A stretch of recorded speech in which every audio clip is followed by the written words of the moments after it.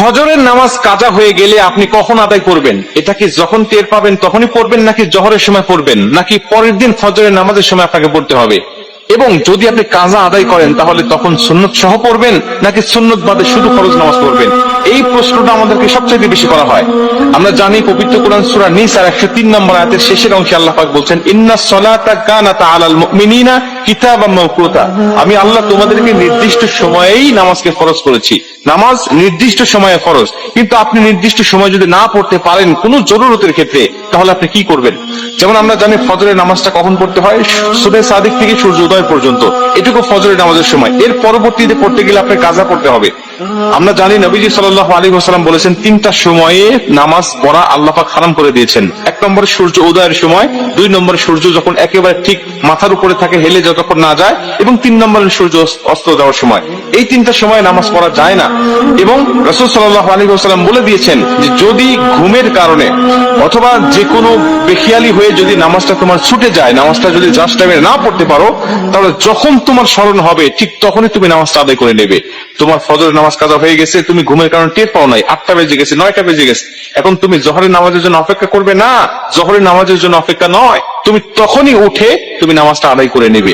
এখন তুমি নামাজটা কিভাবে পড়বে? 2 রাকাত সুন্নত সহ নাকি শুধু ফরজ পড়বে? রাসূল সাল্লাল্লাহু আলাইহি ওয়াসাল্লাম বলেন, ফজরের নামাজের 2 রাকাত সুন্নতের গুরুত্ব কত বেশি জানো? আম্মা জানা আয়েশা বলেন যে সমস্ত দুনিয়া এবং দুনিয়ার মধ্যে যা কিছু আছে সবকিছু থেকে ফজরের নামাজের 2 রাকাত সুন্নতের দাম আল্লাহ পাকের কাছে অনেক অনেক বেশি। এবং নবীজি অন্য একটা হাদিসের মধ্যে বলেন যে তোমাদের ঘোড়া যদি ছুটেও যায়, তোমাদের ঘোড়া যদি চলেও যায়, তারপরেও তোমরা 2 রাকাত নামাজ ছেড়ে দিও না, এই 2 রাকাত সুন্নত নামাজ তোমরা আদায় করবে। এই হাদিস থেকে বোঝা যায় ফজরের নামাজের গুরুত্ব অনেক অনেক বেশি। এবং আমরা এটাও জানি যে ফজরের আগে এমন হলো যে আমি জামাতে নামাজ পড়ছি, কিন্তু এখন দেখা যাচ্ছে আমি সুন্নত পড়তে পারতেছি না, বা সুন্নত পড়লে জামাত পাবো না, তখন আপনি কি করবেন? তখন আপনি ফজরের নামাজটা আদায় করবেন, কিন্তু সুন্নতটা কিন্তু পরবর্তীতে আপনি পড়তে পারবেন না, বা আপনার জন্য মাফ হয়ে যায় নাই। আপনি সূর্য উদয়ের পরে যখন হলুদ আভাটা কেটে যাবে, আপনি তখন কিন্তু সুন্নত 2 রাকাত আপনাকে আদায় করতে হবে। তার মানে এটার গুরুত্ব অনেক বেশি।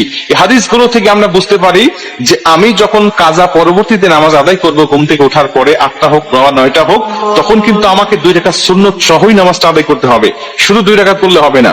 কিন্তু যদি এমন হয় যে আপনি জোহরের আগে আর পড়তেই পারলেন না, জোহরের পরে আপনি এই ফজরের নামাজটা আপনার কাজা তুলতে হচ্ছে যে কোনো কারণে, তাহলে জোহরের পরে যদি হয়ে যায় তখন আর আপনার এই 2 রাকাত সুন্নত পড়তে হবে না।